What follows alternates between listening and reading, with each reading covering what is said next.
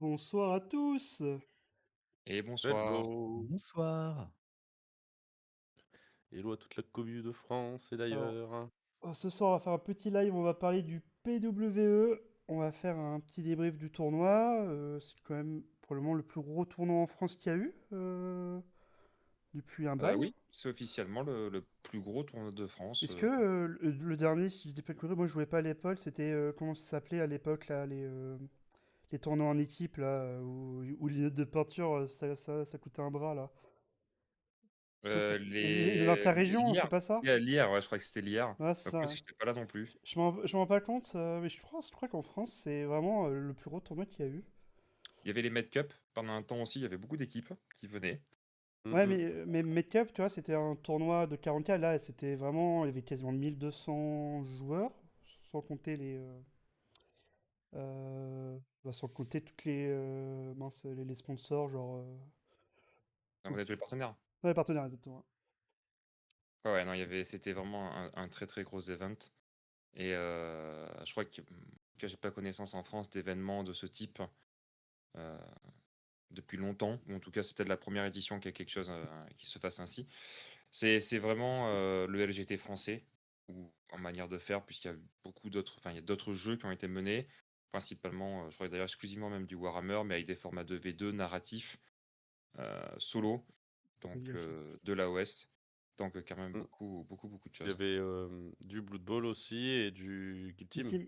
Ouais. Et du narratif 40K et de la OS. Oui, il ça les tâches, c'est vrai. Non, mais c'est vrai en Oui, plus, je oui. me rappelle. Mais la game d'Age of Sigmar à 110 000 points, c'était incroyable à regarder.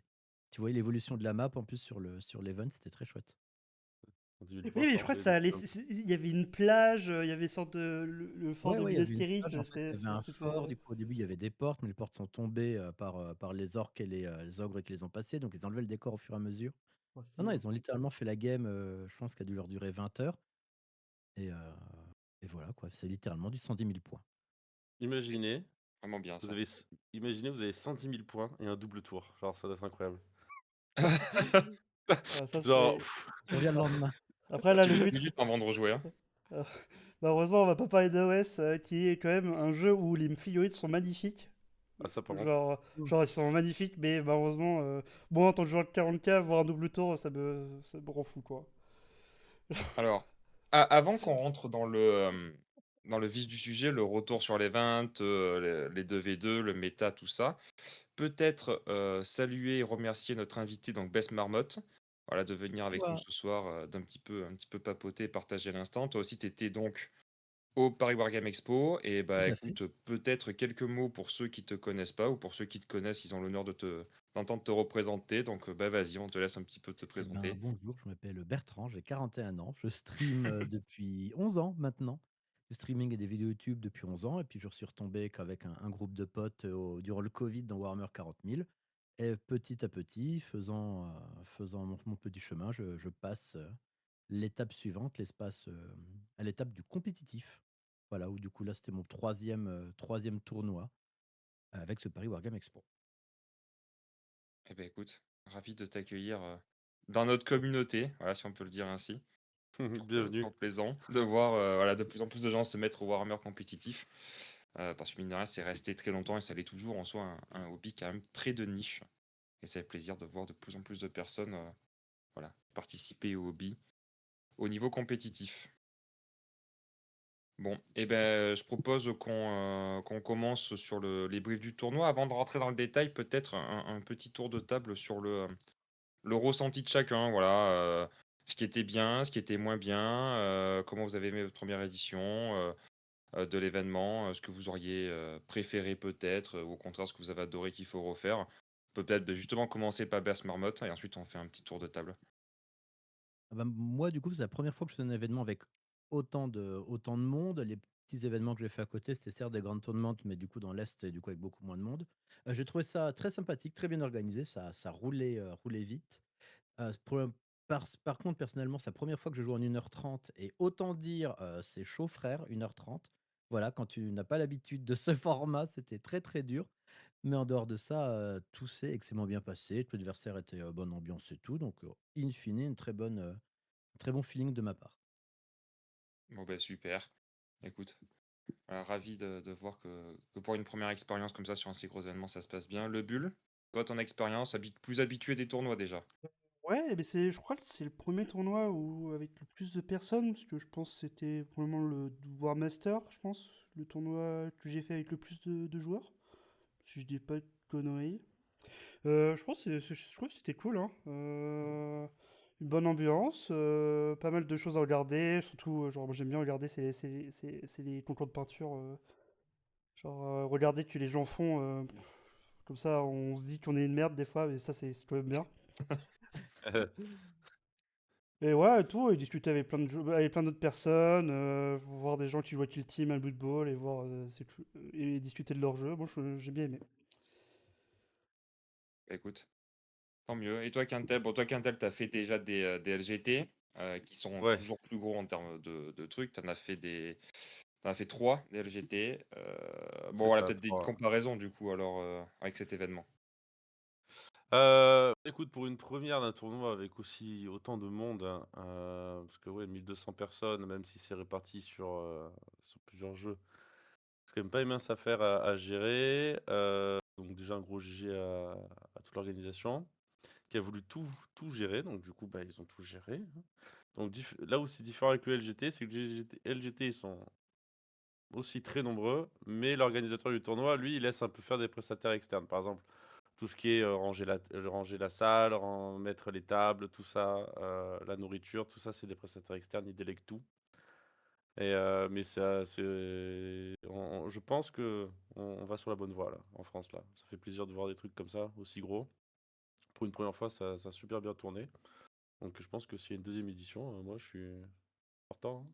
À En plus, ça permet de Clermont-Ferrand. voir à Clermont-Ferrand, voilà. Ça permet de voir les copains. Non, en vrai, le best dans ce genre de tournoi, quand ils sont un peu gros, qu'il y a un peu de monde, c'est qu'on a des collègues, même dans l'équipe Yokai, un peu de partout dans les quatre coins de la France, même en dehors de la France, pour certains, et ça permet un peu de se revoir parce qu'on se voit pas tout, à part, oui, on se voit un peu en virtuel, mais se voir un peu en vrai, ça fait toujours un peu plaisir. Pouvoir rencontrer aussi des gens qui nous suivent, aussi. Donc, je remercie à plusieurs joueurs qui sont venus apporter le soutien à la création de la chaîne, à l'équipe, etc., qui viennent prendre des nouvelles, qui nous remercient, donc ça fait toujours plaisir. Donc on est à fond, hein, pour le jeu, hein. Ah, je suis d'accord. Ce qui est vraiment marquant dans cet événement, c'est l'organisation qui était quand même de bonne qualité. Il y a pu y avoir quelques, on va dire, quelques couacs avec la nourriture. Mais quand on fait une première édition comme ça et qu'on gère autant de choses du début à la fin, sans délégation, bon, globalement, c'est quand même un franc succès. Faire rentrer tout le monde en moins d'une demi-heure, c'est un très très bon succès. Tout était bien géré, il y avait beaucoup de goodies parce que le LGT en soi, il faut rentrer le double de personnes, mais juste on rentre, on va à sa salle, il n'y a rien qui est guidé et on se démerde, hein. On rentre, il n'y a pas de badge à récupérer, il n'y a pas de goodies. Et on se débrouille pour trouver notre table et on va jouer, quoi. Ils ouvrent juste les portes en soi. Là, mine de rien, il y a des entrées différentes en fonction des différents jeux ou des différents formats. C'était plutôt bien indiqué quoi qu'on en pense. C'était bien mené. On a pu tous récupérer nos goodies, nos sacs. Donc là-dessus, c'était quand même très très bien. On avait la chance d'avoir une boutique Games Workshop dans l'événement. Alors voilà, j'étais aussi cette année, donc ça j'aime bien aussi. Ça montre que Games aime bien se rapprocher un petit peu du compétitif et à mettre au plus proche des gens. Donc ça, c'était plutôt cool. Et ce qui est toujours plaisant dans ces événements-là, c'est quand on retrouve que ce soit tous les copains, comme l'a dit Quintel, mais aussi tous les supporters et tous les gens qui suivent, que ce soit l'équipe de France ou le projet Yokai de près, et qui viennent apporter leur encouragement et qui viennent un petit peu suivre tout ça. Ça crée vraiment beaucoup de liens avec la communauté et ça, c'est vraiment le plus intéressant. Et c'est ce qu'on voit le moins dans les événements pendant l'année, puisque c'est beaucoup d'événements de ligue qu'on fait ou des événements EDF. Et dans ce cas-là, il n'y a pas toute la communauté qui est présente comme ce genre d'événement. Donc, ouais, plutôt plaisant. Voilà, bah écoute, en enchaînant sur le côté plaisant, peut-être on commence sur le 2v2. Voilà, je sais qu'il y en a un d'entre nous là qui a fait le Ah, 2v2, qui a voulu être un peu plus tranquille. Euh, Bah écoute, Quintel, donc voilà, avec Aretas, donc une équipe il y a quelques années voilà. plutôt inattendue, mais bon, aujourd'hui moins surprenante. Donc le Ah, 2v2, ça. voilà. Pourquoi le 2v2? C'est une longue histoire. Alors pourquoi le 2v2? Je crois que c'est moi qui propose en premier à Aretas en disant tiens, ça te dit on fait le 2v2. Mais au tout début où ça a été annoncé, donc c'était en mai ou en avril dernier, parce que ça a été annoncé il y a longtemps, le Paris War Game Expo. Et il y a aussi principalement parce que comme le tournoi en solo, il y a un 3e jour pour les phases finales, sachant que j'avais plus du tout de jours de congé, j'avais plus rien du tout. Je pouvais rien faire, donc j'ai fait, bah, c'est quoi, je vais aller au 2v2, on va bien s'amuser. J'ai envie d'un peu aussi de me détendre. Pas que c'est plus simple, mais juste que c'est moins tryhard que le solo, forcément. Donc tu peux un peu plus. Voilà, et je savais qu'il allait y avoir des restrictions, et j'aime bien jouer avec des restrictions, ça me fait toujours rire de faire des listes avec des choses qu'on n'a pas le droit de faire, d'essayer de tordre un peu. C'est comme un autre système de jeu. Donc on a bien tourné avec Aretas. Lui, il jouait Eldar. Donc lui, il était pas là pour s'amuser. Voilà, il était là pour. Il jouait. Donc oui, il a osé, hein, il a joué 10 dragons de feu dans un serpent. Pour ceux qui connaissent, voilà, il a joué ça dans le format fun. Voilà. Moi, j'ai joué un sanguinor. J'étais beaucoup plus sympa comme type. Et le pire, c'est que majoritairement, à nos tables, lui, il passait pour le good guy et pas pour le mec relou. Et Ah à chaque fois, ouais. je leur disais, oh ouais, et je disais, mais attends, t'inquiète pas, après 2 phases de tir avec dragon de feu, tu verras que tu changeras d'avis. Je crois qu'ils ont tous changé d'avis. Nos adversaires ont fait, ouais, effectivement, il est moins cool ton pote. Au final, il sourit, mais c'est pas cool, quoi. Il Le sourit, il est trap. là, il fait. Alors, ouais, ouais, voilà. Mais c'est trop Non, voilà, clair. donc. T'as réussi à les convaincre de détester l'Eldar autant que nous. Ah, je pense qu'il y en a La certains. sainte parole. Voilà, à chaque fois, il devait passer une demi-heure pour expliquer son armée. Moi, j'étais là, je fais, bon, c'est simple, mes bonhommes, c'est des Marines, voilà, tout le monde connaît, oui, bah voilà, enfin. Et eux, ils étaient là, oui, alors voilà, alors je peux empêcher cette règle, je peux me protéger de cette règle du jeu, je peux contourner cette règle aussi. J'ai le droit de bouger plusieurs fois. Non, t'as pas le droit d'interagir avec moi. Donc j'étais là, mais attends, mais c'est bizarre ton truc. Ah ouais. Donc, ah, c'était très sympa. On a affronté 4 équipes, 4 duos qui étaient plutôt cool. Donc déjà, merci à nos adversaires. Donc en ronde 1, si je me rappelle bien, on a affronté les 100 et canons. Alors pourquoi? Parce qu'il y avait un gros joueur IK avec en face de nous. Donc j'imagine pour ça les gros canons. Oui, sûrement. Après, on avait une équipe, à mon avis, d'une association du coin, parce que c'était les AJA PWE, donc l'équipe 2, parce qu'ils avaient plusieurs équipes, ils étaient nombreux. En ronde 2, en ronde 3, on a affronté 2 joueurs qui s'appelaient Stan. Enfin, il y avait Stan et. Alors, excuse-moi si je me trompe, pour le second, s'ils nous écoutent, c'était Stan et Petit Stan, je crois. C'était assez marrant. Qui avait une liste qui nous a bien, bien, bien embêté. Je pourrais en parler un peu plus en détail. Et en dernière ronde, on a affronté les Nivernois volants. Je me suis noté quelque part. Ouais, c'est ça. Je vais pas écorcher leur nom. Franchement, toutes les rondes sont super bien passées, quoi, hein. Je veux dire, le seul moment qui était chiant, on va dire, c'était quand on était sur les déploiements en Hammer à Anvil, dans la longueur, avec un poteau sur le côté et une table de jeu sur le côté. Et du coup, moment assez drôle, c'est quand on gagne le toss pour savoir qui c'est qui se déploie en premier. Astuce, hein, attention. Euh, Normalement, c'est en général mieux de laisser son adversaire commencer à se déployer. Mais là, nous, on choisissait de se déployer en premier pour choisir le côté qui était le plus avantageux. On était là, genre malin. Genre, Smart. là, on est plus confortable. Et les mecs, vous êtes sérieux? Ouais, ouais. C'est moins bien stratégiquement parlant, mais en termes d'ergonomie, c'est mieux. Ça, c'était un peu drôle en vrai. Non, voilà, on a passé un super moment. Bon, on a gagné nos 4 games. Après, on était nombreux, hein, au tournoi de V2. On était quasiment 200 équipes. Ah oui. Donc, un peu moins de 200 équipes, donc un peu moins de 400 joueurs, hein, mine de rien. À 4 par table. Donc, ça fait quand même fait du monde, hein. Et, euh, euh, et on a fini avec une dizaine d'équipes en 4 victoires. Nous, on finit 5e. Et après, il y a aussi encore un bon nombre d'équipes qui sont à 3 victoires et une égalité, hein. Donc, il y avait de quoi encore jouer pendant quelques jours, hein, je pense, hein. Alors 4 victoires parce que vous, effectivement, vous avez une victoire Oui, une game de moins que le format 1v1. oui. Voilà, donc un petit peu plus détente, un petit peu plus tranquille. Est-ce que c'était pas trop long, l'attente entre les 2 games peut-être? Une le matin et une l'après-midi? Euh, Pas tellement en vrai, parce que comme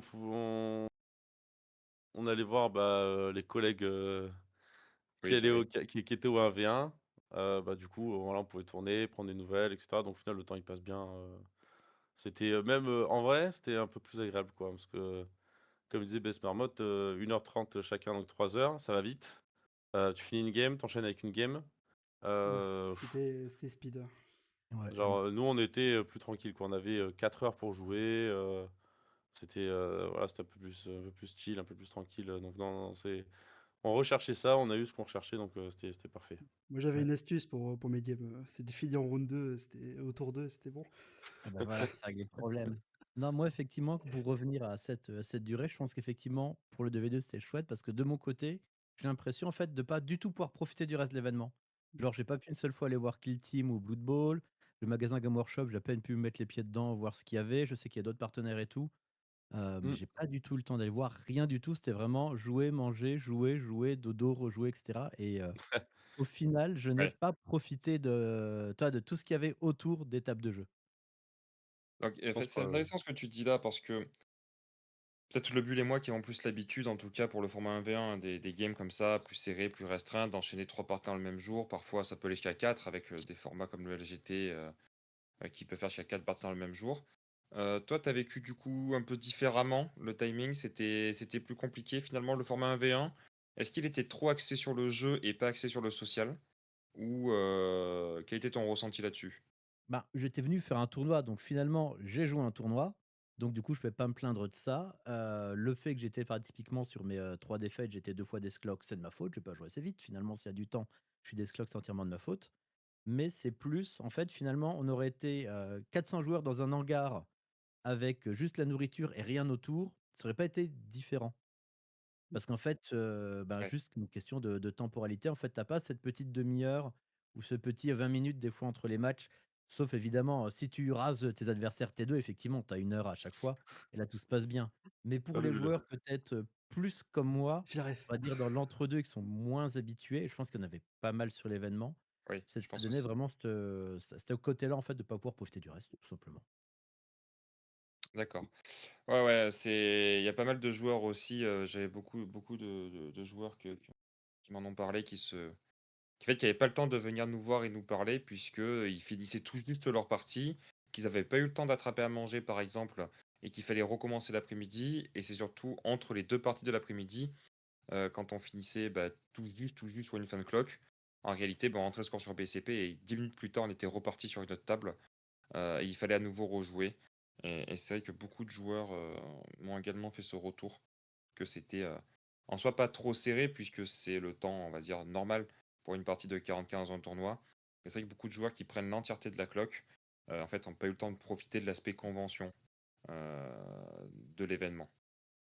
Ça, c'est toujours le problème du hobby, ça. Genre, même en équipe, on a genre jamais le temps. Parce que certes, on a que 2 parties le dimanche, mais généralement, c'est là où on part. Donc, genre, c'est limite, on a fini notre game du dimanche, on dit bisous, au revoir, et on part prendre notre train en voiture, quoi.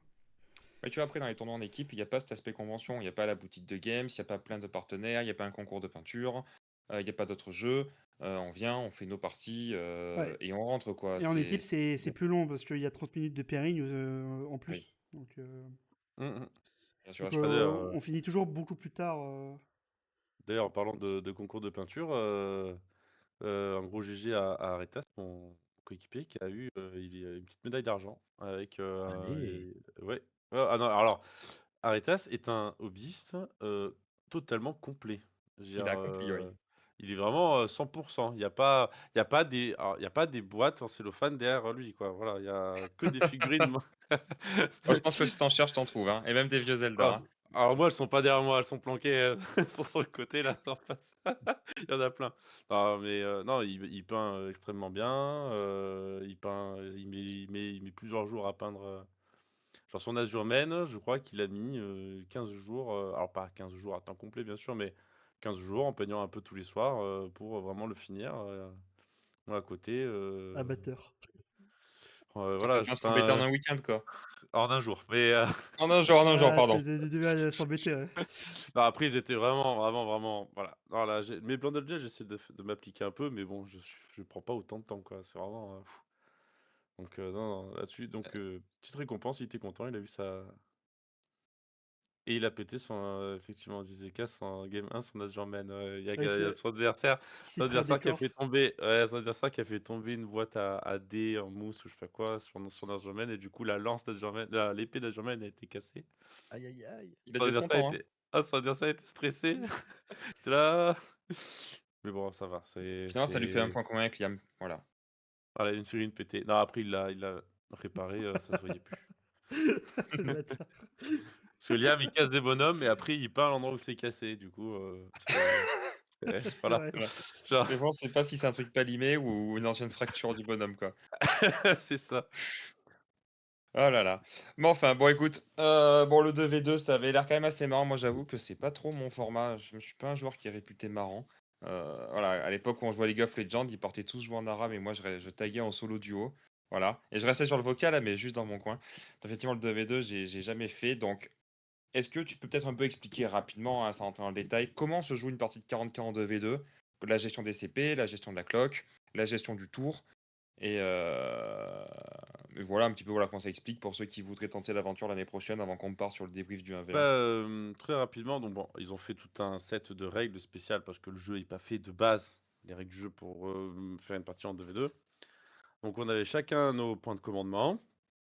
Voilà, on peut pas en passer à l'autre, hein, bien sûr, hein, pour qu'il réalise un de ses stratagèmes. Je pouvais pas dépenser mes CP pour faire un stratagème Eldar, et inversement. Euh, L'autre particularité, donc pour ce qui est du déploiement, pour aller un peu plus vite, c'est chaque joueur, donc chaque équipe a 2 pauses. Comme ça va un peu plus vite. Et ensuite, bah, il y avait des restrictions sur la construction de liste, là en particulier. Donc on avait chacun 1000 points pour faire notre liste. On jouait pas en ce qu'on appelle en strike force d'habitude, c'est avec les restrictions de 2000 points, mais celle de patrol, je crois, combat de patrol, enfin 1000 points. Je sais plus le nom C'est exactement, ouais. incursion, je crois, un truc comme ça, non? Incursion, t'as raison, je crois que c'est incursion. Donc c'est-à-dire qu'on a, voilà, il y avait des restrictions pour éviter. On n'avait pas le droit de jouer de doublette, sauf pour les battle line par exemple, pour éviter de jouer 3 fois le même bonhomme. Pas le droit de jouer une unité qui faisait plus de 270 points. Voilà, quelques restrictions comme ça, pour justement que les listes soient un peu variées. Alors il y a toujours moyen de faire des listes qui sont très fortes et violentes. Et il faut se rendre compte que 2 listes à 1000 points, de 2 factions différentes, c'est quasiment tout le temps mieux qu'une liste d'une faction à 2000 points. C'est-à-dire que nos listes à 2 fois 1000 points, avec les restrictions qu'on avait, doit être bien meilleure que quasi la totalité de toutes les listes à 2000 points. Parce qu'on quand même, on a une partie de Space Marine, une partie Eldar, on prend que le meilleur de chaque armée, de chaque faction, on compense les points faibles d'une faction avec une autre. Enfin, donc c'est assez intéressant à build. Et ensuite, en game, après, bon, souvent, voilà, on se relaye, hein. Un joueur prend le relais pour faire les sauvegardes, les tirs. Il y en a un qui peut faire des tirs pendant que l'autre il est en train de faire un corps à corps qui est assez basique d'un côté. Genre, alors il n'y a pas de prise de tête là-dessus, hein. Voilà, hein. Donc, après, ça reste du Warhammer 40 000, hein. On se met sur la gueule avec nos bonhommes, hein, et dans la joie et la bonne humeur. On T'en s'en refaire si régale. tu t'en referais un. Ah, je pense que si j'ai l'occasion d'en refaire, j'en referai, parce que je trouve ça assez marrant en vrai. Quand tu veux pas te prendre la tête plus que ça, qu'il n'y a pas un enjeu et que du coup l'absence d'enjeu fait que les joueurs de ma générale sont bon, pas qu'en 1v20 vous êtes des enfoirés, hein, mais moi j'adore le 1v1 aussi, hein, mais disons que ça dépend l'humeur dans laquelle on est quoi sur le moment, voilà. 1000 points, Qu'est-ce des qu'on dragons de feu, serpent, moi je dirais. qu'est-ce qu'on recherche quoi, voilà, je dirais ça quoi. Ouais, je comprends. Ok, bah Mais, écoute. mais c'est vrai que par contre, le petit bémol là, du tournoi de V2, là, c'est que quand on avait le temps avec Célia, c'est que vu qu'on pouvait accéder au premier étage, donc on avait un plan d'ensemble, vous étiez vraiment tassés quand même, hein. Oui, Mine de rien, nous, on avait un peu d'espace. Mais vous, je crois, c'était genre. Nous, on avait genre deux tables collées et ainsi de suite. Vous, je crois, c'était quatre tables, hein, je crois, hein. non c'était 2 tables aussi. En Ok. fait on avait le même, en fait on avait les tables étaient disposées à peu près de la même manière quoi, un V1. Sauf que tu multiplies par 2 le nombre de joueurs au mètre carré, quoi, forcément. Ouais, ouais, donc ça passe.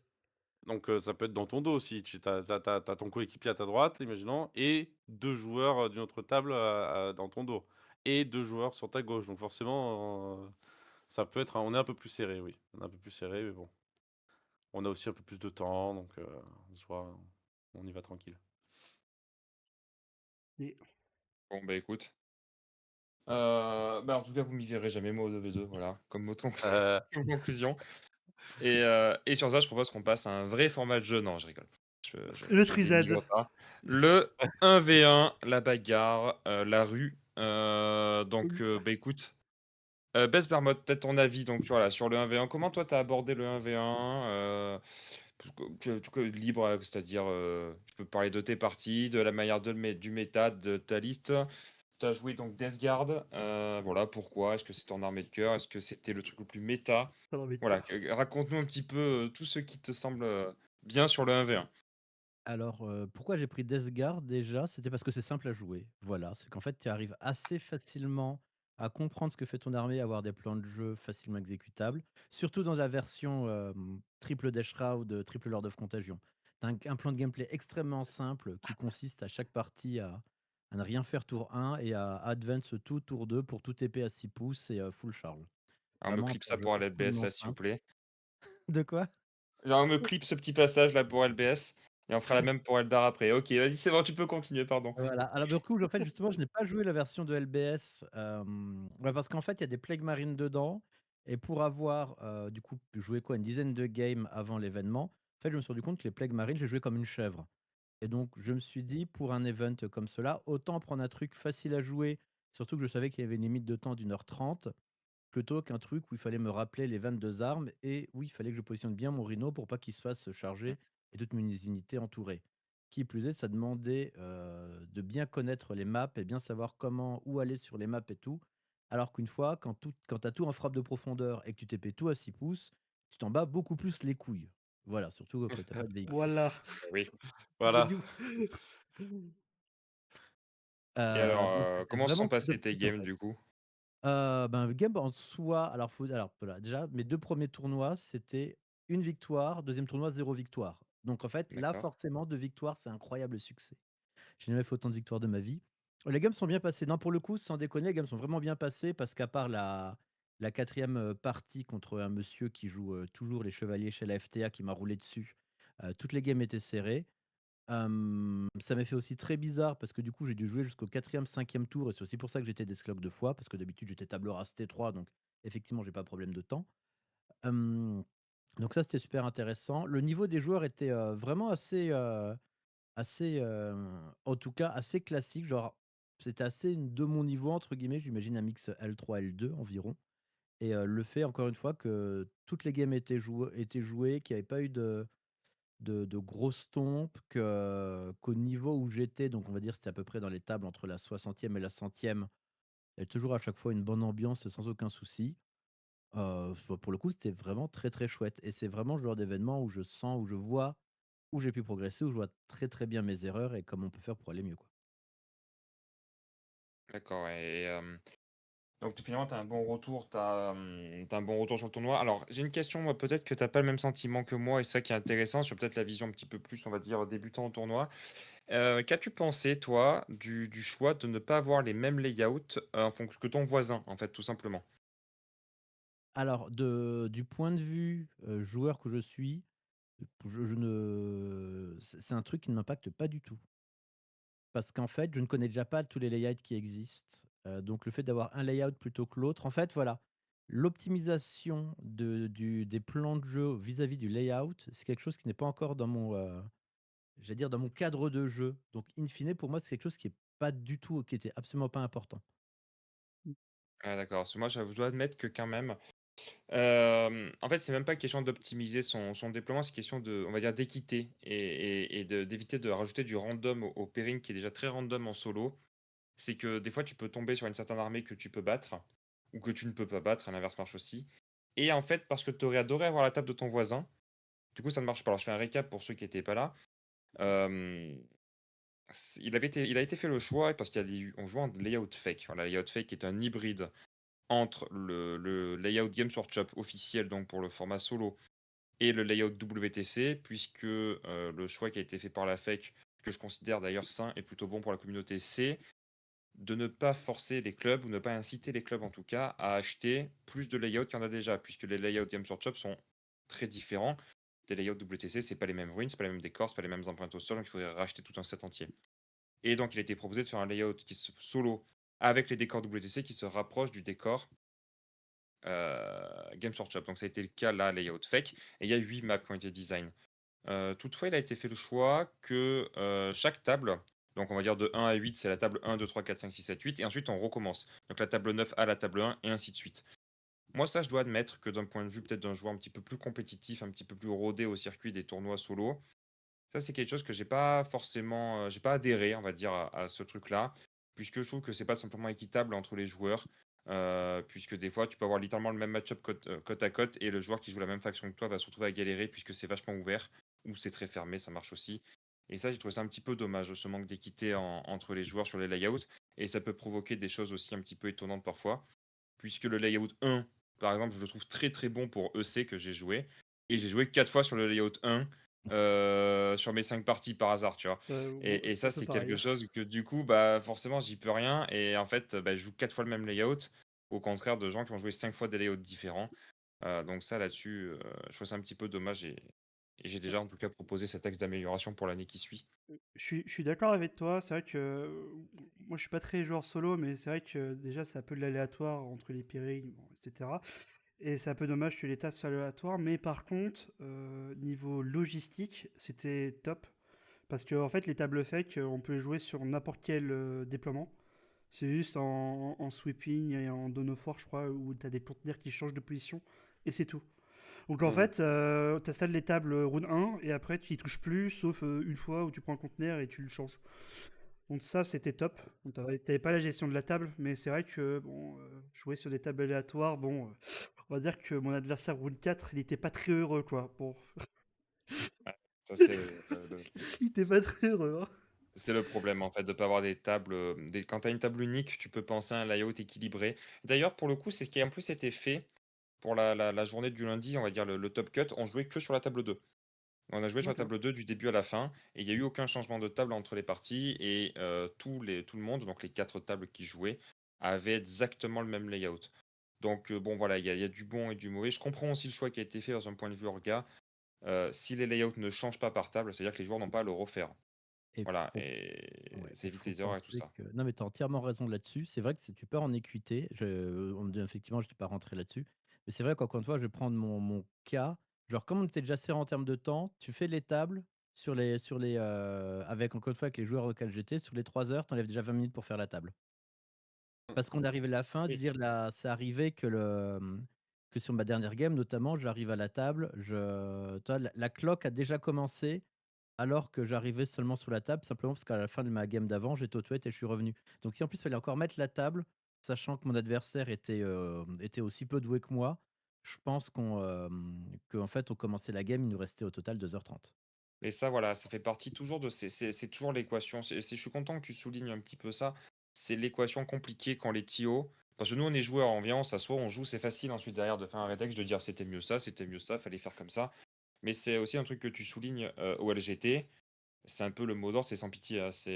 Ah oui, non, mais ça montre aussi, franchement, Voilà, le côté dur. la différence de mentalité, même j'allais dire du pays des organisateurs.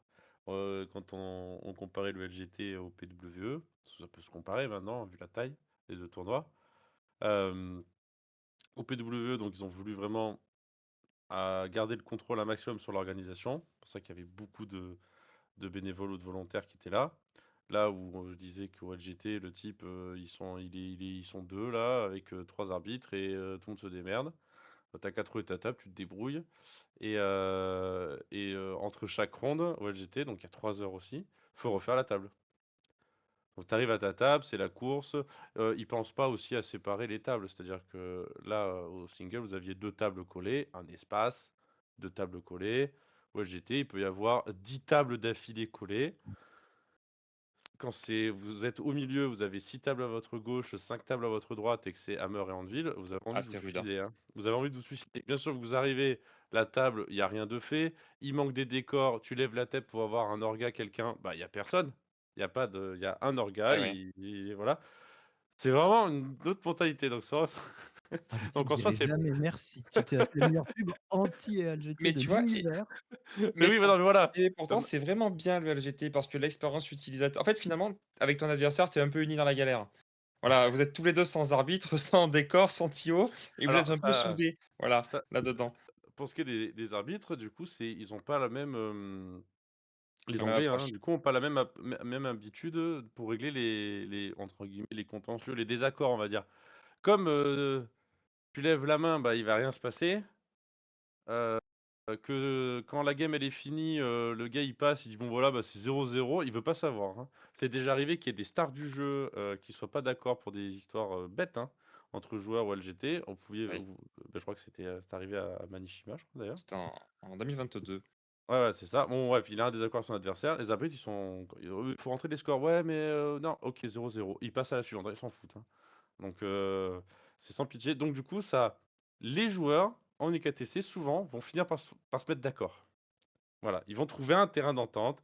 Là où chez nous, en France, on a plus l'habitude de dire: «Je préfère pas dire que je suis d'accord ou pas d'accord, je vais, entre Appeler un guillemets, arbitre. laisser un arbitre décider» et après on applique la décision arbitrale, on va pas la contester non plus, mais comme ça on attendait d'avoir quelqu'un qui nous dit: «Bon voilà», ou qui tranche. Alors que de l'autre côté de la Manche, c'est un peu effectivement, la jungle. Débrouillez-vous parce que comme tu dis, vous êtes dans la même galère, hein. Ah et pour aller dans ce C'est sens-là, cette année, parce que bon, tu étais pas là, donc je le précise, on oui, était tellement plus nombreux que d'habitude qu'en fait, les arbitres, on les appelait par QR code. On scannait un QR code sur la table et un arbitre venait, un petit peu comme à la préf, hein, c'est-à-dire que tu tu scannes ton ticket et on vient t'appeler 15 minutes plus tard pour dire: «Ah d'ailleurs, ça va le et litige et tout?» Tu fais: «Bah, c'est bon, j'ai chargé depuis, hein, on oui, a trouvé un oui. terrain». Ouais, Voilà. tu le numéro 143, à la Voilà, préfecture et tu le c'est ça? ticket. Tu prends ton ticket et tu sais, tu es sur messagerie et tu es en boucle. Bon, c'est pas grave, on arrête de digresser, là-dessus. Pour un petit peu conclure le passage d'Esgard, qu'est-ce que tu as pensé toi donc du coup de ton armée, au niveau du méta, voilà, on va dire de ta hauteur de vue? Qu'est-ce que tu as apprécié dans l'armée? Est-ce que tu la trouves bien compétitive? Est-ce que tu modifierais ta liste pour des prochains tournois? Voilà, qu'est-ce que tu ferais?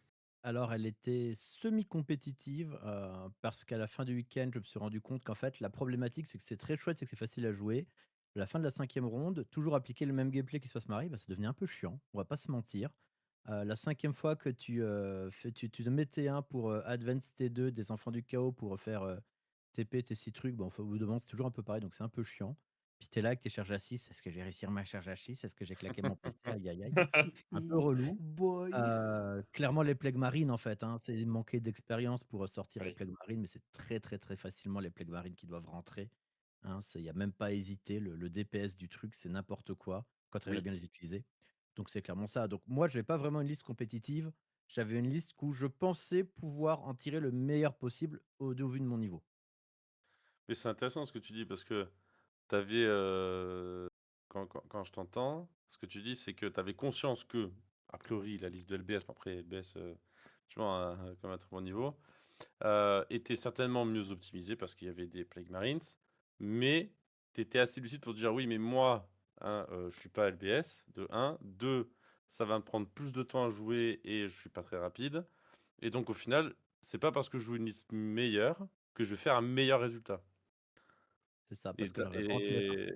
et oui, non, mais des fois, ça peut être un bon conseil aussi, des fois de prendre conscience que de ses propres limites et de savoir à quel moment s'arrête, on va dire, la bonne optimisation, Oui, par le joueur, quoi. copier-coller internet, Ouais. Le surtout. copier-coller internet, des fois, peut justement, alors fonctionne, hein, dans plein de cas. Je pense à tous ceux qui vont copier la liste de Liam du LGT, je pense qu'ils vont avoir de grosses surprises, quoi, arriver sur table. Ils vont faire: «Mais attends, mais ça marche pas en fait comme armée, ça C'est nul. c'est nul». C'est quoi vétéran? C'est dit ce mot. C'est Comment ça, un hausse? Je suis Space Marine. non, non, mais c'est intéressant ce que tu dis donc ouais, tu pas forcément mieux performé avec une liste qui aurait été, on va dire, plus opti, si on parlait vraiment Honnêtement, je ne pense pas. J'aurais peut-être même moins bien performé. Enfin, si c'est possible. J'aurais peut-être été Ah encore plus bah, d'esclocs sur plus de games. à oui, partir du voilà. moment où tu as gagné des parties, tu peux, moins performer, en soi. Oui, c'est vrai, j'aurais pu moins performer, c'est vrai. Et même en faisant 0,5, parce que j'en connais qui font 0,5, et je suis ils nous regardent en plus, ça. Mais on protégera son anonymat. Eh bien, tu peux toujours t'améliorer dans tes scores et dans tes défaites, voilà. Bon, écoute, bah, en tout cas, merci pour la présentation sur la Death Guard. Je propose qu'on passe, sur l'Orc. Voilà, Ouf, l'Orc qui est un des grands, grands, grands gagnants de la Data Slate. Bon, pas mal de monde l'avait vu, cette victoire d'Ataslate lors du Regardez, LPT, un ça vous kill fait remarquer rig. Il est là, c'est le kill rig. le kill rig. Le kill rig. Et voilà, le bull, donc toi, t'as amené de l'orc. Ouais, Qu'est-ce que t'en penses? je voulais me faire kiffer un peu, donc j'ai joué Orc et j'ai amené ma DG à Petit Nico. Donc, petite liste Orc assez sympathique avec le petit buff, le genre, le pack de Gascule ou genre avec 20 boys, le Big Mec, ça fait vraiment des dingueries. Et les coups en pointe des flagites qui ont baissé et le kill rig qui a été modifié. Maintenant, c'est un monstre. Bah oui, parce que un cochon avec des roues, bah c'est un monstre et pas un véhicule. C'est bon, ils ont enfin compris, les orques. Ça a pris. Ça reste à prouver, ça reste à prouver, mais oui, j'entends. Tu sais, ça bat Eldar, ça on sait pas encore, hein. Je pense. Donc, ouais, donc, ouais, solo, j'ai fait le tournoi solo pour me faire kiffer. De toute façon, je savais que moi, le lundi, je pouvais pas faire le cut-off, donc on sort rancune, même si à la fin, je suis quand même un peu deg. J'ai passé des bonnes parties avec des joueurs assez agréables et des petites dingueries un peu dans tous les sens. Vraiment, Orc, c'est vraiment kiffant, genre ça aboie dans tous les sens, genre c'est beaucoup de corps à corps. Mine de rien, ça reste quand même un peu fragile parce que t'as que la WAG C'est en fait toute la mécanisme de l'armée, c'est sur la WAG. Est-ce que tu es capable de hurler plus fort que ton adversaire et lui péter les dents avant que tout le monde arrête de parler? Donc ouais, j'ai bien kiffé, surtout ma rune 4. Alors, avant de rentrer dans le détail des games et d'expliquer certaines choses marrantes, peut-être présenter la liste là, que tu affiches Ouais. à l'écran. Alors, Rapidement, 2-3 choses dessus. c'est une liste orc un peu. Alors, c'est un peu pimpé. Il y a beaucoup de ressemblances avec la liste de Brian Sip, qui est pour le moment un des meilleurs joueurs orc de la Terre. Qui avait joué une liste un peu similaire en EKTC, où lui il joue 2 Battle Wagons. Moi, de toute façon, moi mes listes c'est plus. C'est pas, j'ai pas vraiment une réflexion de liste solo. Moi, c'est toujours parce que c'est ok en équipe et tout. Donc, et moi, j'aime bien jouer des trucs un peu différents des autres, parce que c'est toujours mon truc. Donc, voilà, donc je vais pas présenter le pack de Gascule avec 20 boys et le petit Binmec. Donc, on Warlord, tout le monde tape plus fort au corps à corps, parce que j'ai Sustain 1. Tous les stratagèmes du détachement, c'est un banger absolu, sauf un. Moi, mon stratagème préféré, c'est le Karine, que j'ai pas utilisé malheureusement, parce que j'ai jamais perdu de véhicule pendant le tournoi. Mérité. Donc Karine, hein, pour rappeler, c'est quand un véhicule explose, si je veux, pour un CP, j'ai le droit de bouger, débarquer et faire ce que je veux, c'est trop bien. Et traverser même des non-monstres et véhicules. Donc voilà, donc, pour Gascule, Bidmec et 20 Boys, si vous ne connaissez pas, c'est comme un gros blob qui tape très très fort via Gascule, parce que Gascule donne beaucoup de buffs, genre plus un hit, plus un bless, Street 5, ça fait beaucoup. Et c'est aussi une machine de corps à corps. Et j'ai le petit Bidmec qui rend mes boys, ce sont des arlequins, parce que j'adore Eldar. Et donc je peux traverser les entités et les conteneurs, pour faire simple. Donc je suis un papillon quand je cours avec mon pack. Et combiné avec donc l'arrêt du Bidmec, la relique qui donne plus de mouvement au pack, donc déjà ça bouge de 8, plus le stratagème qui donne plus de advance, plus de charge, plus la watt qui permet d'advance charge, et bah t'as un magnifique pack de papillons qui traverse la carte et qui va charger plein de choses et taper tout. Et c'est assez dur à. J'ai l'impression que c'est un pack qui est assez problématique. Parce que mine de rien, il existait avant, mais c'était un Warboss à la place de Gascule. Mais en fait, le truc, c'est que Gascule, il apporte tellement de létalité au pack, et le plus un bless et le létalite. Parce qu'il faut pas oublier que Monsieur Gascule donne létalite à quasiment toute l'armée via Macari. Donc ça rend genre un pack qui est extrêmement problématique et extrêmement fun à jouer. Parce que genre quand tu bouges de 15 avec des becs et qui disent je suis un papillon, je vole, c'est vraiment kiffant. En ajoutant un peu de triche dedans, je joue un peu de Zolrog avec 20 Dritchid. Bon, si vous ne connaissez pas, bah, c'est des Dritchid. Ils vont juste traverser la map et vous tabasser. Et vous dites, mais c'est bon, c'est un Dritchid. Et en fait, t'es en train de mourir. Tu te rends pas compte. Donc ça, c'est kiffant. Après, je suis quand même un gros raciste avec Vincent Flashditt. Pourquoi? Parce qu'il faut pas oublier que le PTSD des joueurs contre Horde, c'est le tir.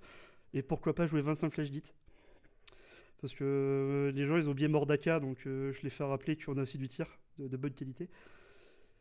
Donc voilà, je balance genre les Flashdits, ça coûte tellement pas cher, ça balance genre 40 tirs, dégâts 2, ça fait 50 attaques de qui coupe. C'est quand même assez puissant.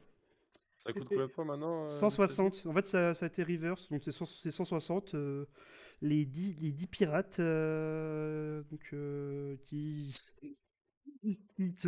qui rafalent au tir et qui a un très bon corps à corps quand même, mine de rien. Et le Battle Baboon, qui est probablement l'unité la plus tanky en orc, parce que via sa capacité et son magnifique capot, qui rend endurance 12. Et voilà, il y a plein de changements aussi. Tu as les 10 commandos qui sont maintenant split, donc c'est-à-dire que maintenant on a entre 2 unités d'infiltration en orc, donc c'est un peu sympa parce que ça permet de jouer à peu d'objectifs et ça coûte moins cher que les Storm Boys. Les Beast Boss avec 10 Naga parce que c'est toujours bien de taper des véhicules. Et des Copta parce que c'est encore rebaissé en points. Genre l'unité avant elle valait genre 120 points les 3, maintenant ça vaut 80. Bon, je pense que ça va peut-être baisser encore, hein, j'en doute pas. Et moi j'ai mis un petit kill rig qui est un cochon sur pattes avec un canon laser lance-flamme. Ça a tué pas mal de véhicules, je suis plutôt heureux. Et ça a été entre guillemets buff, ça a gagné de la PA. C'est passé monstre, donc plusieurs défauts mais aussi des avantages. J'ai perdu le temps de choc, donc faire des BM quand je charge, ça c'est un peu dommage. Je parle Karine. J'allais te demander quel avantage et quel défaut Ouais, c'est ça. à être un monstre. C'est ça, donc je perds le temps de choc. Bon, ça c'est un peu triste, mais c'est ok. En Warhord, je perds le Karine, parce que ça marche pas sur les monstres. Mais je gagne l'inter-heroic. Mine de rien. Et le fait que, lui c'est un monstre, et que le Kill Read il dépasse un peu. En fait, il dépasse avec l'ICI, donc généralement il passait pas. Maintenant, il peut traverser des endroits où c'était un peu plus compliqué avant. Mhm. Je crois que c'est un saut de 10K, hein, le Kill Read. Mais en fait, c'est un saut de 10K avec des si qui dépassaient. Donc ça le rendait un peu énorme. Donc là, Et maintenant, alors, il ça, pour peut. te préciser pourquoi, c'est parce que quand on est un véhicule, en fait, on prend l'intégralité de la figurinote, alors qu'un véhicule, c'est le socle qui compte, et donc c'est ça. beaucoup plus facile pour passer. Mais tu peux Voilà. te coller par exemple aux empreintes de ruines et on s'en fiche qu'il y ait des pics, des cornes, des défenses, C'est des ça. scies qui touchent le décor. Donc c'est plus facile à se déplacer quoi. En Et gros. pour Voilà. savoir, le Kill Read, c'est un peu un Magnus. En fait, c'est un socle. Et en fait, il dépasse de partout derrière. Et il dépasse de large. Il peut se cacher, il peut se camoufler dans les ombres et personne ne le verra. Et à préciser que Magnus est encore plus fort que ça, lui, puisqu'il a un socle rond, ce qui est au moins pas le cas du Killry, parce que le socle rond débloque le pivot gratuit. Voilà. Pour une raison un petit peu mystique, mais c'est le cas. Ça débloque le pivot gratuit. Le Killry, lui, paye quand même ses pivots. Comme toute figurine qui n'a pas un socle rond, on va dire. Et pour finir, j'ai un petit Sneakrot qui coûte pas trop cher. Et un petit Lonop, c'est toujours sympa. Et un mec qui peut se téléporter quand il veut. Donc une liste assez agréable. J'ai grave kiffé mon tournoi. Voilà, après, niveau game, c'était un peu au taureau du soleil levant. Genre, c'était un peu un carnage quand même. Genre, j'affronte un Votadrun 1. Bon, malheureusement, il joue un peu trop loin, donc je le mange à l'objectif sans même jouer, donc je le bats facilement. J'affronte un Genie Stealer très sympa, mais je l'ai juste couru dessus. Et Madrid, il a raise genre 40 bonhommes, bah, je les ai retués et il pouvait que raise dans un huitième de sa table. J'ai affronté Kadaki en match Mirror Dork. Et vu que c'est moi qui avais le chef et pas lui, bah, c'est forcément moi qui gagne. J'ai le chef. Ah tu jouais Gasgueule et lui non? Ouais, c'est ça. Ah, au moins c'est mérité, ça je suis Après, d'accord. j'étais un peu terrifié parce que moi j'ai un passif en tournoi solo, c'est que chaque fois que je fais un match miroir, je le perds. Genre Juto, j'affronte un mec, oh putain, je suis trop fan de toi, je perds. Mais après, Euh, je suis fan de toi. C'est peut-être ça aussi. ouais, je pense qu'il était pas fan de moi, c'est pour ça. Donc, Peut-être pour ça, Ah, du coup, en fait. voilà, j'ai ma fameuse round 4, big up à Fufu. Alors, j'espère que tu regarderas pas cette vidéo. Où j'affronte un Votan avec une liste quand même assez intéressante, mais sur un scénario que j'ai pas l'habitude de jouer, non, c'est le déploiement. Sweeping Engagement, donc c'est le sorte c'est le hop de guerre mais en tipping. Et on va dire qu'il a eu le tour 1, il a terraform sur tous les objectifs, et j'ai WAG, et j'ai tué tout un flanc, j'ai bloqué tout un côté, donc vu qu'il avait beaucoup de réserves, il pouvait pas venir. Il faisait pas de points. Tour 2, j'ai rebloqué chez lui, donc toutes ses réserves meurent au tour 3, et il concede malheureusement, donc je fais 100-10. Je suis désolé. Ah oui, Combien C'est- tu aimes le 100 à record 10. de la poutre Ah, je crois depuis longtemps, 100, Ouais, 100 à 10. l'avantage, c'est que voilà, le dimanche matin, la game a duré 45 minutes. J'ai pu profiter de tout, genre regarder ce qui se passait, discuter avec des gens, donc c'était plutôt agréable. Donc moi, j'avais pas de problème de clock, moi, c'était plutôt chill. Ah bah, tu m'étonnes. Mais du coup, ça me fait dire, bon, l'orc finalement, alors, qu'est-ce qu'on en pense de l'orc dans le méta, voilà, d'un point de vue solo ou compétitif? Je pense Ou que. team, pardon, solo compétitif, ça veut rien dire ce que j'ai dit. euh, Solo ou team? on a compris. C'est vrai que Orc, avant, il y avait quand même des Nemesis, mine de rien, genre DG, genre c'était quand même un match-up un peu terrifiant. Même Mmh mh. EC, par exemple, genre des Mmh. match-up où c'était vraiment les Druslous d'Orc. Et maintenant, avec Gaskull, en fait, ça a apporté un pack qui outspeed beaucoup d'unités dans le jeu. Il faut pas oublier quand même que 40K, une armée qui a beaucoup de vitesse en termes de Oui. mobilité, c'est quand même un gros point fort. C'est pour ça que Eldar c'est juste turbo traqué, hein, parce que quand ça bouge de 26 et que le mec il dit que c'est fine, voilà, je vais pas insulter. Ou le serpent, bref. Donc voilà, tous ces matchs qui étaient vraiment genre injouables, genre le DG tu pleurais parce que c'était une armée anti-corps à corps, maintenant c'est plus si simple que ça. Et en fait c'est un bon codex dans la méta, ça fait pas mal de choses intéressantes, mais ça reste quand même une armée qui est assez dure à jouer parce que certes t'as du tir, bon ton tir il touche à 5. Quand t'es pas en WAG, même si t'as une endurance de 5, tu voles quand même. C'est quand même une soleur du t-shirt, faut pas oublier. Donc c'est quand même une armée qui demande un peu de doigté parce que c'est pas si simple que ça. Et je pense que les gens qui maîtrisent le mieux l'orc vont faire je pense que ça va faire des bonnes performances même Mmh. en solo. ouais, Ouais, c'est une armée qui a besoin d'être un peu à Ouais, l'initiative, quoi. Mm. oui. Ouais, Voilà, exactement. piloter, je suis d'accord. Ça paraît un petit peu stupide, vu de l'extérieur puisque, on est là, on bouge, on charge, on tape des trucs, mais en réalité, c'est un peu compliqué. Mais peut-être qu'à la même manière que ce qu'avait fait Tanker sur le World Eater, peut-être que voilà, le bull, si ça intéresse les gens, voilà, vous pouvez nous dire dans le chat un yokai tactique sur l'orc. Voilà, vu que c'est un petit peu redevenu à la mode, voilà, pourquoi pas sur une Et prochaine session, se faire un Eh ben, yokai tactique sur l'orc. petite vidéo, on va parler de Dreadmob. Alors, vous connaissez le Dark les bots qui tuent. Alors, je vais vous faire une petite astuce. Il faut jouer des Bubble Shocka, donc des Medgun. Vous connaissez, vous, le Bubble Shocka? C'est une magnifique arme. Mais en tout cas, je vais récupérer et me saisir de la passe décisive que tu m'as Vas-y. fait sur les armées rapides dans le jeu, voilà. Puisque on va pouvoir en arriver au débrief de l'EC, qui est une armée réputée pour être très rapide et plus que rapide, surtout flexible. Parce que l'armée, voilà, pour rappel, elle est advance, charge, shoot partout, mais également fallback, shoot, charge partout. Il y a quelques restrictions, Ouais, alors, mais c'est bon, bien rare voilà, du les jeu, quoi, pour restrictions, faire bref. c'est une formalité en général. On arrive très très vite à les contourner quand on a une ou deux games dans les pads, peut-être un petit peu plus parfois, mais c'est pas très très compliqué à mener en place là-dessus. Le C, débrief du coup, donc avant de conclure quand même le bull 5 wins, qualifié pour le top 8, mais droit de drop pour des raisons. Ouais, il paraît que j'ai une médaille et une coupe. C'est Zeka qui l'a récupéré. Je Ok, l'ai récupéré je pour toi, sais. mais je l'ai rendu au capitaine. Voilà, donc en tout cas 5-0, qualifié pour le top 8. Bravo. Et du coup là, je récupère la main sur le C. Donc le C également 5-0 pour être précis, même 6-1. Voilà, puisque j'ai aussi été qualifié pour le top 8 et j'ai pu m'y rendre. Le C dans le méta, ça souffrait un petit peu à l'époque du WTC, puisqu'on le savait, il y avait des Lika, le CK, et le C avait récupéré une position incertaine suite à plusieurs nerfs qu'ils avaient récupérés. Donc bon, à voir un petit peu. Dernière data slate, alors ça a été équilibré, principalement du buff avec Fulgrim, mais qui reste inexistant. Tant que Fulgrim n'aura pas un soc de 100 mm, je pense qu'il sera inexistant dans le méta, en tout cas sur nos layouts. Et les Flawless qui ont récupéré une jolie attaque qui leur a fait beaucoup de bien, ça j'en parlerai. Mais quand même, un petit nerf pour une armée qui a 43% de win rate, ce qui me chagrine un petit peu. Le Oh, cacophoniste Edou. prend des points, ça me chagrine énormément, je me dois d'en Oh parler là à chaque là. fois. Voilà. Ah. Le C, donc le C de très bonne posture dans le méta qui a shifté vers beaucoup de MSU et d'infanterie. On le voit, ce qui domine, c'est l'Eldar, qui a une version dominante plutôt MSU et infanterie. Le World Eater, alors pas trop de MSU, mais de l'infanterie.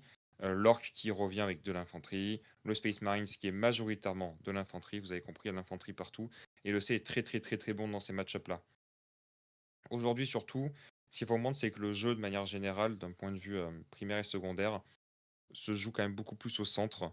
Ça devient très compliqué, à part certaines missions, notamment pur jeu faux, et je reviendrai plus en détail tout à l'heure dessus, où on peut jouer chez soi et quand même faire des points. Aujourd'hui, on est obligé tout le temps d'aller jouer le No Man's Land, d'aller se montrer, d'aller contester. Et EC, en fait, est excellent dans ce jeu-là. Il y a Quand aussi, on a la maîtrise, dis-moi. il y a aussi la disparition des Challenger Cards qui, Oui, effectivement, n'était pas vraiment un bonus pour EC, parce que comme c'est une armée qui avait envie d'être agressive tôt dans la game, être agressif tôt dans la game, ça veut dire, entre guillemets, créer un peu un écart de points tôt dans la game, oui, qui pouvait donner soit des points à l'adversaire, soit des cartes avec des stratagèmes un peu problématiques, quoi. La oui, disparition, ça doit aider, quoi. complètement. Et tu as raison, le WTC qui se joue avec les cartes Challenger ne faisait pas du bien à EC. Donc là, EC revient vraiment sur le devant de la scène. J'ai amené la liste concrètement la plus classique qu'on peut voir.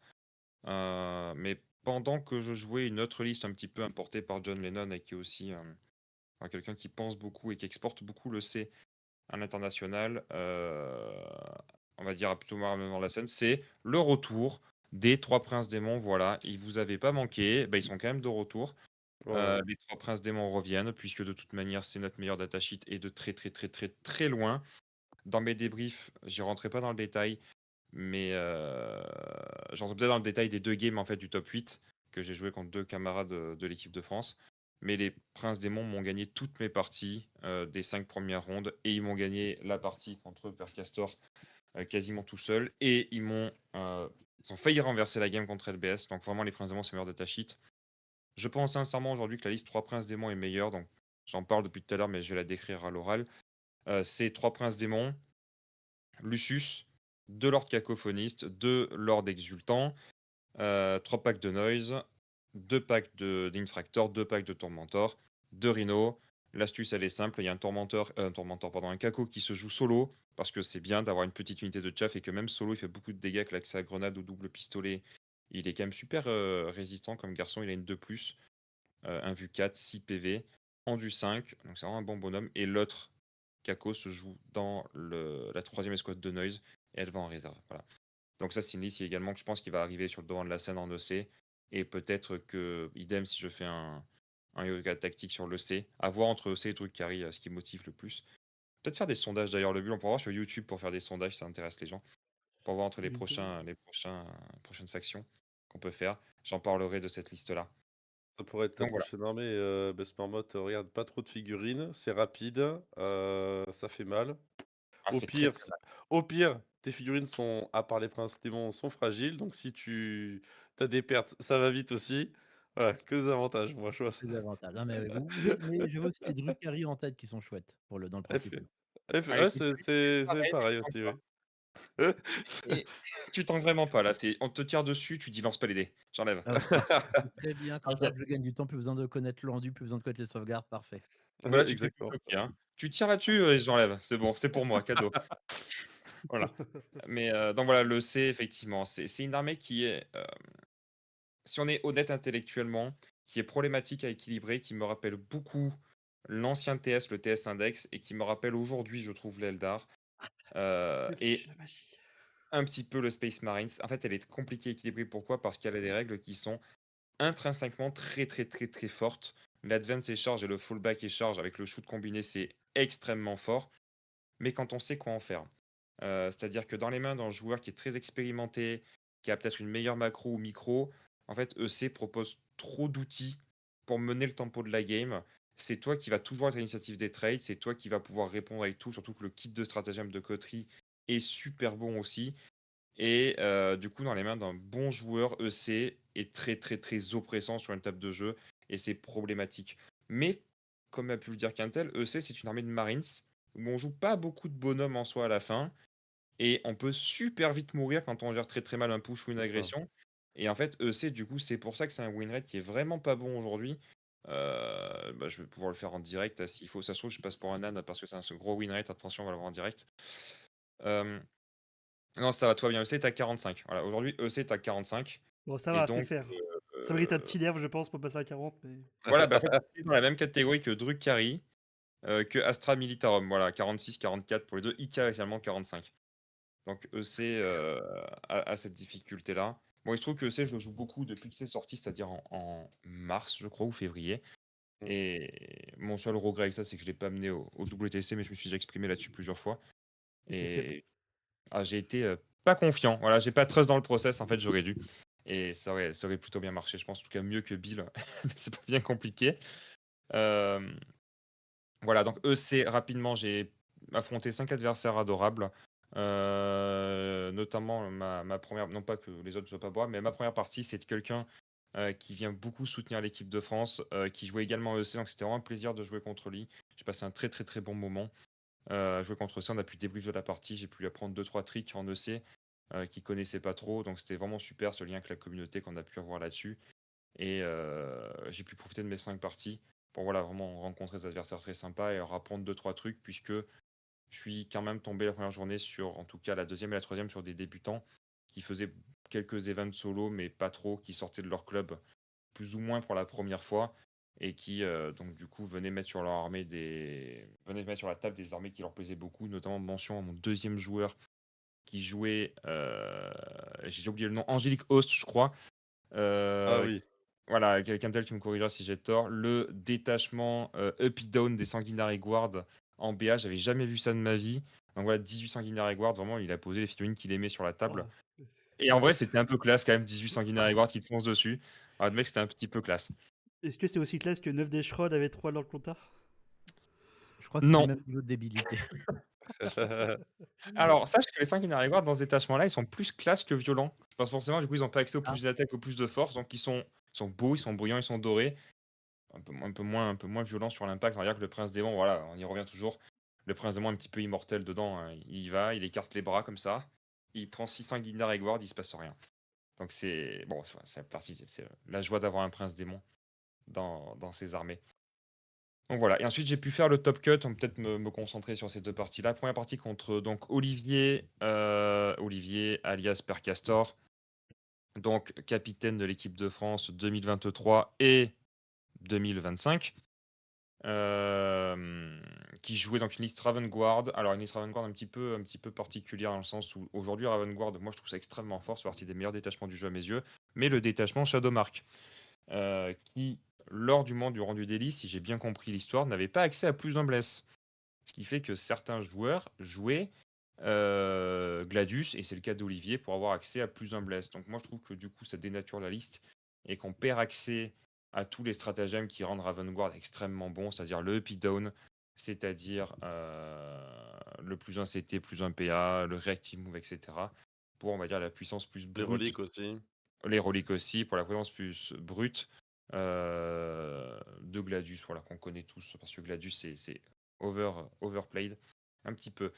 Bon, le match-up, il le sait négatif, moi je le sais positif pour moi. En plus, on tombe sur Hidden Supplies, lui il aime bien un petit peu, voilà, un petit peu faire la savonnette et tenter de choisir ses fights. En fait, il est forcé de jouer au milieu. Donc il deny pendant 2 tours, il fait un all-in tour 3. All-in qui se soldera par une table rase quasiment en un tour. EC en fait a des dégâts absolument absurdes dans le Marines. Il n'y avait pas grand chose à faire. Il a joué, je pense, du mieux qu'il pouvait dans la manière d'appréhender la game, c'est-à-dire deny avec le moins de ressources possible avant de tenter un gros all-in pour me faire beaucoup de dégâts. Malheureusement, bah, c'est pas passé. J'avais anticipé un petit peu ce jeu-là. J'étais resté très slow dans mon gameplay, puisqu'en plus, je joue deuxième histoire d'enfoncer le clou. Je joue deuxième dans cette mission et c'est bien meilleur pour moi. Donc voilà, je fais une victoire, je me rappelle plus le score, mais une assez large victoire à ce moment-là, avant de passer dans la game contre LBS en purge de faux. Donc là, grosse déception pour moi, puisqu'il restait à ce moment-là, donc sans tout cas là, en votant. Et c'est un match-up qui est OK pour le C, le votant. C'est pas le plus simple, mais c'est relativement OK. Et surtout l'Eldar Manichima, qui était très très très typé MSU. Donc sur purge de faux, ça aurait été fantastique pour moi de l'affronter, déjà que EC est positif dans Eldar. Alors en plus, sur ce pur jeu faux, là, ça aurait été un carton plein. D'ailleurs, Mani était soulagé qu'on s'affronte pas et je tombe sur finalement le pire match-up qui me reste des trois, LBS en DG. Donc Là, LBS, quand même, DG, voilà, encore. je lâche un DG. petit peu un petit scoop, hein. Il y avait une petite compétition qui se jouait. L'honneur devait Ouais. être sauvé et lavé puisqu'on s'est rencontrés 2 fois en tournoi et j'avais gagné les 2 fois, donc j'aimais bien me moquer de lui là-dessus et il était terrifié, plus qu'à l'idée de perdre, à l'idée d'être d'être en 0-3 parce que c'est la première chose qu'il me dit, c'est pas: «Je vais aller en finale», c'est: «Au moins, il y a pas 0-3». Donc aujourd'hui, l'honneur est sauf. Non, en gros, concrètement, pur jeu faux. Je sais que je suis en difficulté sur cette mission-là. Il sait que du coup, il est bien mieux que moi là-dessus. Il a juste à jouer safe et à rester dans un quart de table. C'est exactement ce qu'il fera toute la partie. Et juste à attendre que je vienne m'empaler dedans. Puisque, en plus, cette fois, comme la gamme avec Olivier Soit, c'est l'inverse. Je commence. Et commencer sur pur jeu faux, c'est toujours beaucoup plus compliqué à mener. Même si ça l'est un petit peu moins qu'avant, puisqu'il n'y a plus le kill mort et 1. Au moins, c'est déjà ça. Ouais, je suis obligé de jouer, je suis obligé d'agresser. Et LBS a très très très bien joué dans la réception. Alors la game était quand même un petit peu marrante et on a quand même bien rigolé dans le sens où on a tous les deux joué à 170% de nos capacités. La charge à 9 c'était la moyenne pour tous les deux. Mes Noise Marines one-shotaient des drones sous moins 1 dégât. Mais lui en retour en fait il me tankait l'espace ou alors un drone me sort quasiment un prince. En fait on a vraiment sur-roll tous les deux toute la partie. C'était un peu n'importe quoi mais on a bien bien rigolé. Vous avez joué Et une partie d'Horus Heresy en fait, c'est ça? une partie de Crusade en fait, mais on avait bien XP. Tu vois, on était vraiment, c'était C'est ça. la campagne finale de la Crusade. Tous nos persos étaient full XP, tout ça. Tu vois, typiquement, bah, moi, un prince démon, 3 flawless, ça sort le sien, tu vois. Niveau sur-roll de ma part. Mais à côté de ça, un drone me sort mon prince. Je me dis, ah, bon, pas ouf, hein, là. Bon, voilà. Donc c'était bien marrant. À la fin, il finira par la gagner relativement largement aussi. Je crois qu'il met une vingtaine de points d'avance. Et donc, il se qualifiera en finale et il remportera la partie. Et donc, comme tu le dis, Bess Marmotte, euh, l'unité clé de la liste qui m'a le plus gêné, c'est les PM. Les Plague Marines sont très très bons. Et ils sont très très bons. Pourquoi? Parce qu'il ne les a pas joués en réalité. Une des meilleures manières de mettre en place les C'est Plague Marines, c'est exactement de ne ça, pas ouais. les jouer. Voilà, Exactement. ils pouvaient me courir dessus. En gros, T1, je setup un petit peu un rhino en mode genre, bah tiens, je t'offre un rhino. Dedans, il y a Sinois, qu'est-ce que tu fais? Ils pouvaient tout à fait ouvrir le rhino. Il y avait une méphitique qui était juste en face, hein. Et du coup, venir avec un rhino, le sien, débarquer ses PM et m'arracher donc mes Sinois dedans. Mais du coup, il était débarqué à environ 12 pas de mon autre rhino avec tout le monde dedans. Et il réfléchit à un moment, moi je croisais les doigts pour qu'il vienne me chercher derrière le mur en mode il débarque ses PM, il vient me pick up. Il l'a Genre, pas fait, c'était évidemment le bon choix. Puisque plus il les gardait derrière, plus moi je m'essoufflais à vraiment venir tenter de l'empêcher de sortir et retarder l'inévitable. Il les sortira qu'une fois, c'était 4. Il me wipera 3 escouades en ligne de vue. Enfin, il me wipera 2 escouades Illusus. Et je ne remonterai jamais de cette agression-là, puisque derrière, je peux plus attraper les Plague Marines. Il a encore les CP pour moins un dégât et c'est le drame. Et donc, c'est la meilleure de jouer les PM, c'est de ne pas les jouer précisément, c'est de jouer autour de leur post sortie. Peut-être le bulle ouais, précise un petit peu là-dessus. je peux complémenter, ouais, parce que moi c'est pareil, genre au Beat 4 pour les deux premières games, mes PM ils sont sortis de tour 5. Soit pour faire un locus parce que j'en avais pas besoin, soit pour tuer un Magnus où j'en avais pas besoin. Mais en fait, le pad de PM c'est plus une unité de pression qui est capable de one-shooter beaucoup de choses dans le jeu. Donc en fait, le fait d'avoir un Rhino qui est stage, qui est assez dur à choper, et à l'intérieur, tu as une unité qui peut démolir énormément de choses. Et aussi, après, il faut les descendre, hein, parce que c'est pas sous moins un dégât durant 6, c'est un peu long. En fait, les gens ils flippent. Donc en fait, ils jouent pas autour de là. Et en fait, tu es là, bon, en fait, tu space et tu as ton prince démon qui est au milieu, bah, qui est tranquille. Et Ça me si fait. ouais, vas-y. Vas-y. Et pour finir, ouais, ici, les gens ils disent: ah putain, il y a le prince démon, je vais le tuer. Mais en fait, t'as les PM qui sortent et qui ratiboisent l'adversaire. Euh, C'est vrai Ça que fait. plus tôt tu sors tes ouais, excuse-moi, plus tôt tu sors tes plays de marine, c'est vrai que plus tôt ça veut dire que t'es un peu tête dans la sauce ou que ton adversaire fait une erreur, hein, ça marche aussi, hein.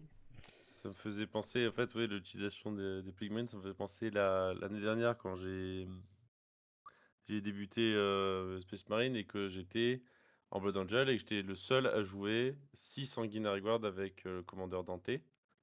Donc c'était extrêmement cher, c'était 400 points à l'époque, peut-être un peu plus. Et que en fait, le moment où j'étais toujours le plus content de cette unité, c'était quand elle ne faisait rien de la game à part être derrière un mur. Et que le mec en face faisait que mesurer, ça peut aller jusque où, combien de dégâts ça fait. Donc ça fait forcément plein de dégâts, vu le prix que ça coûte.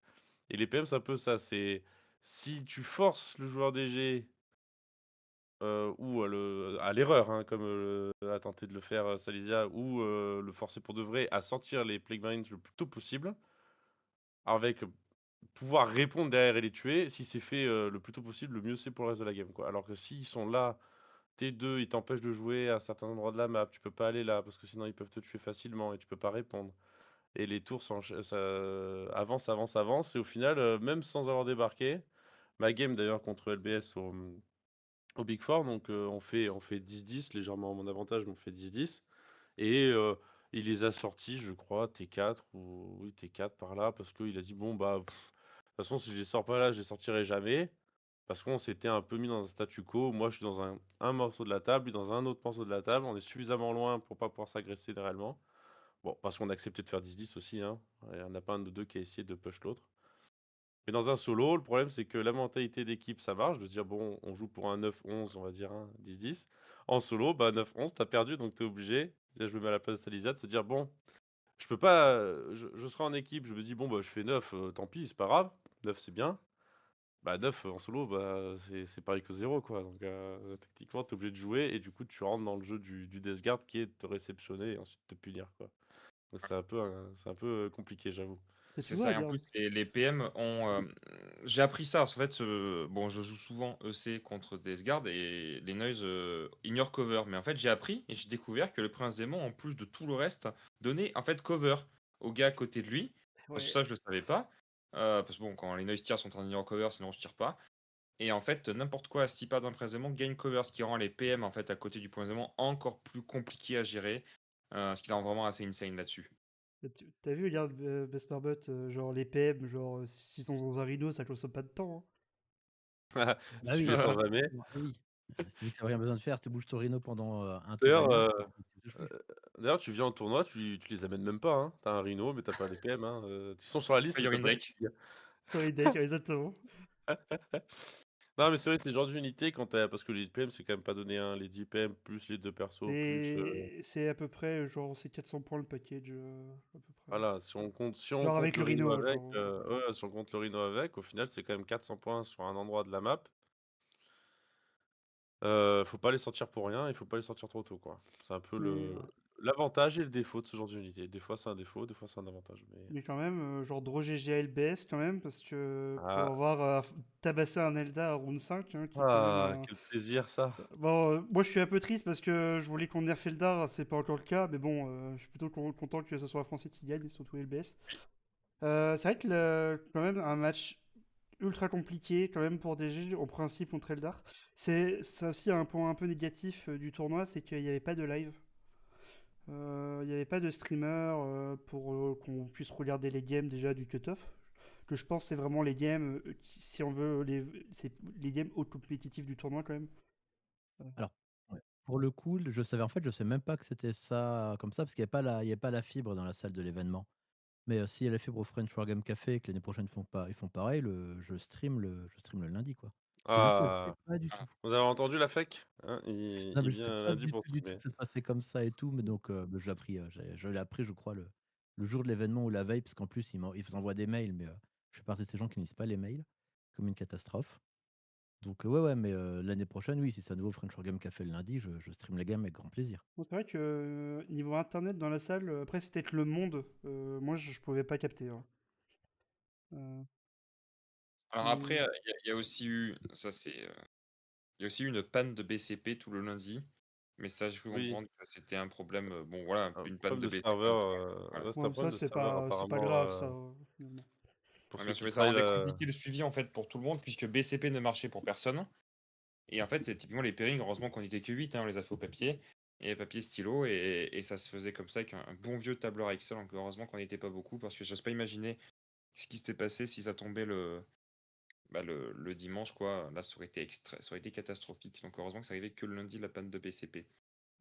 Mais C'est vrai bon, ouais, le top que 8, dommage pour le manque de couverture, mais je comprends l'envie de pas s'en rajouter par-dessus pour une première édition.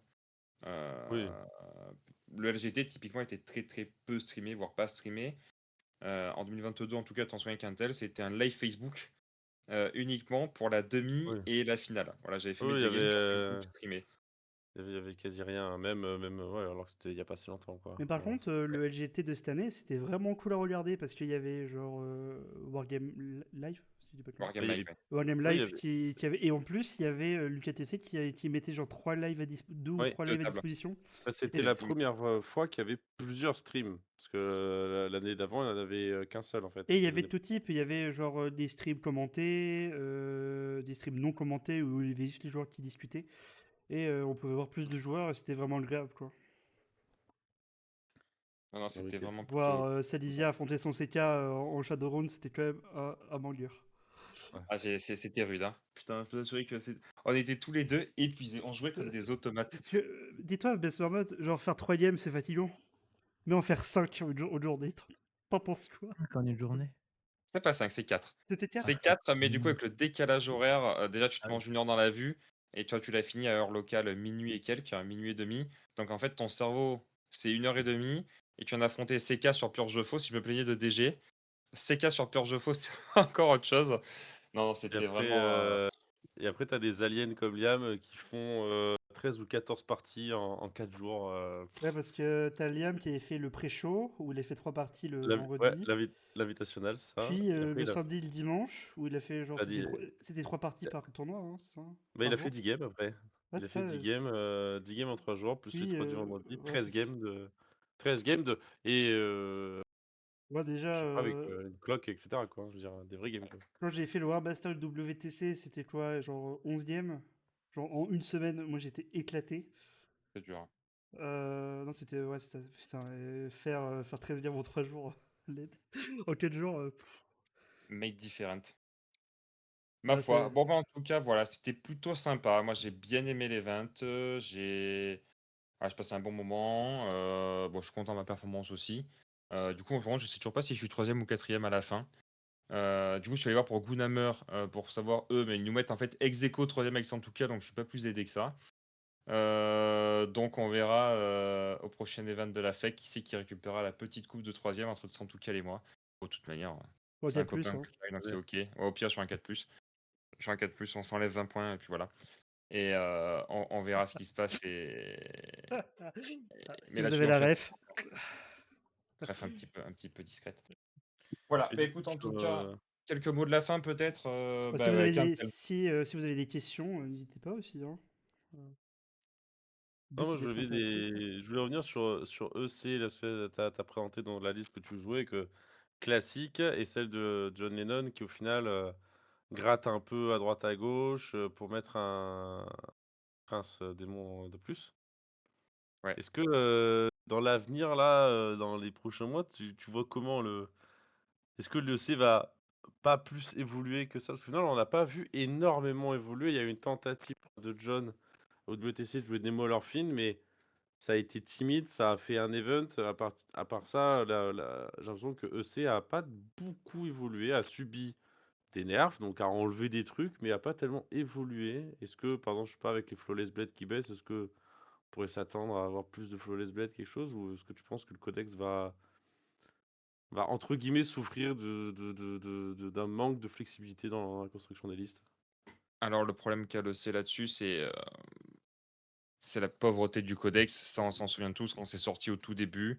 Internet était un petit peu, on va dire, la communauté de C était un petit peu, on va dire, déçue. Voilà, le mot est faible, mais déçu de l'absence de beaucoup de datasheets que tous nos cousins du chaos ont, principalement chez les véhicules. Nous, on les a pas, ce qui rend tout de suite la profondeur de build compliquée. On a le pire Primark parmi les 4, donc forcément, ça le rend injouable. Et jusqu'à peu, les Flawless Blade n'étaient inexistants. Il faut savoir que les Flawless Blade, au sein de l'équipe Art of War, on est un petit peu divisé avec John, donc on est tous les deux, voilà. Lui, il est core team Art of War et moi coach. Quand on discute du coup avec les gens, lui, il est vraiment anti-Flawless Blade, il les déteste. Alors que moi, je suis très pro Flawless Blade, ce qui du coup rend les builds chez les gens un petit peu compliqués. Moi, je les aime beaucoup. Je les trouve flexibles. Je pense que les gens ont tendance à oublier que c'est une unité qui coûte 110 points, hein. Pour 110 points, quand tu as les bons pledges, tu un petit peu n'importe quoi qui a pas moins un dégât dans le jeu, c'est vraiment très flexible. C'est une capacité à sortir quasiment 8 marines sans stats. Enfin, il n'y a pas beaucoup d'unités qui sont capables de faire ça. Aujourd'hui, on les tue, les marines, c'est le personnage. Avant, on les tuait pas du tout. Mmh. Et en sort des véhicules, moi dans les games contre Sœur, ils m'ont sorti des immolators, ils m'ont sorti des castigators qui sont des choses pour lesquelles avant je ramais un petit peu. Bah là ils y vont, ils tapent, ils le sortent à chaque fois.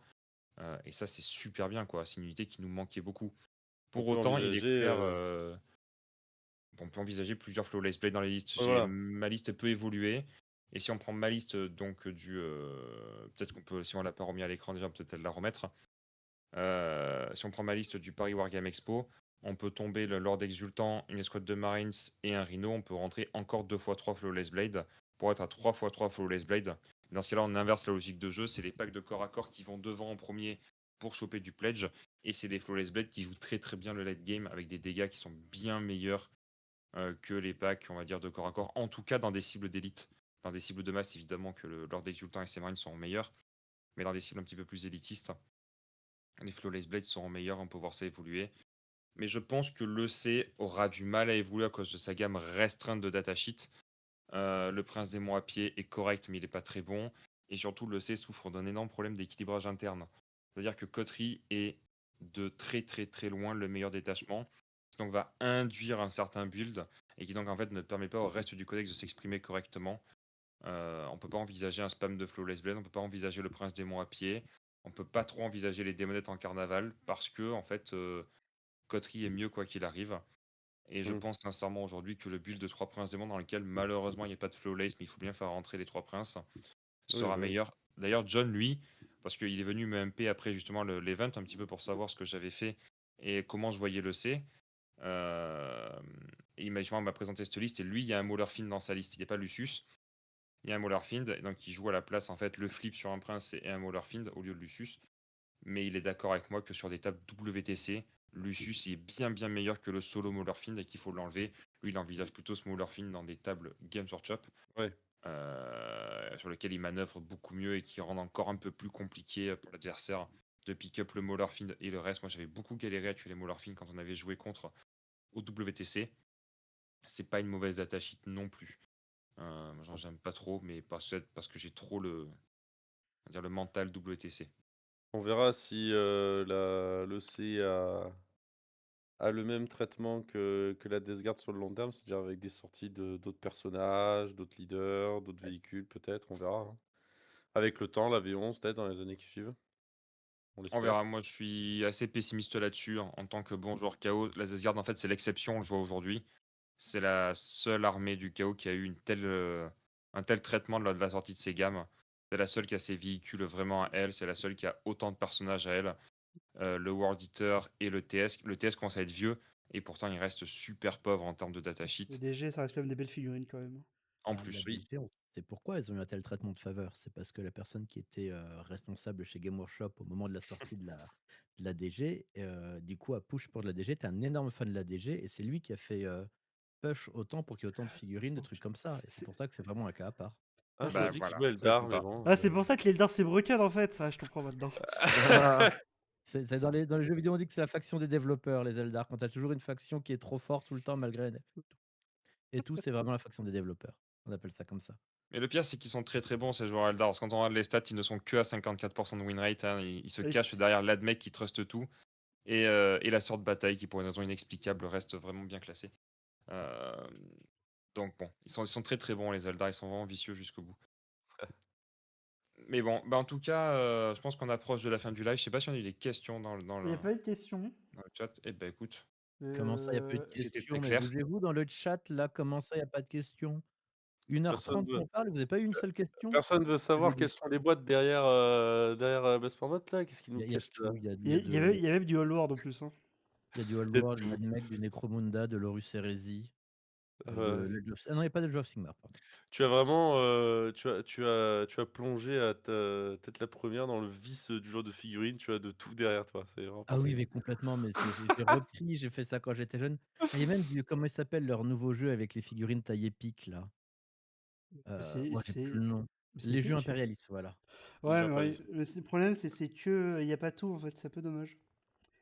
En fait, ce que tu décris, c'est, quand des enfants, ont enfin de l'argent, C'est exactement ça. Ah, littéralement ça. C'est tout à c'est fait ça. enfin, c'est pareil, hein, c'est, quand tu es enfant, tu as envie de plein de trucs, mais tout va bien, t'as des parents qui disent non ou voilà, hein. Bon, Et voilà. dès que t'es adulte et que tu commences un peu, ton argent à toi et tu fais: «Bon, les priorités sur vous là, elles sont là». Voilà. Et c'est la priorité. Je veux tout, mais ça sert à quoi? Toujours pas. Je m'en fous, je veux Ouais, tout. ouais, ouais, on verra ça, c'est pas ça, c'est une question ça bizarre. Donc voilà, bon, déjà merci à tous de nous avoir suivis. Merci à toi, Bess Marmotte, C'est tout plaisir pour moi. pour avoir quelqu'un un peu plus débutant qui nous parle de son premier, un de son, pas pour le premier tournoi, mais un de ses plus gros tournois quand même. Le plus gros, tout simplement. Et, Ah bah oui, hein. Il y en aura d'autres, hein. il y en aura Bah oui. d'autres. Et probablement, donc la semaine prochaine, il y aura probablement un Yokai Tactique. Mais je ne veux pas dire sur quoi, ce sera une surprise. Mais je pense que ça va, si ça demande un peu de temps, mais je pense que ça va vous plaire. Surtout avec l'invité qui sera là avec moi. Je Et tu pense l'as dit tout qu'on... à l'heure, hein, je crois. Je l'ai déjà dit? Non, on l'a pas dit. Je crois Non, pas. non, non, non, on l'a pas dit. C'est resté discret. C'est resté discret, on l'a pas dit. Mais D'accord, Je vous le dis l'avez en pas dit. off. Donc j'ai mal entendu, pardon, j'ai on mal l'avait entendu. dit en off, mais il y a eu des indices. Donc voilà, n'hésitez pas à poser des questions sur Instagram ou sur YouTube, hein, on vous répondra. Et pour ce, on vous dit bonne soirée, hein. Mais À bonne soirée plus. à tous aussi, hein, et merci encore. Bonne soirée. Et bonne soirée. Ciao, ciao.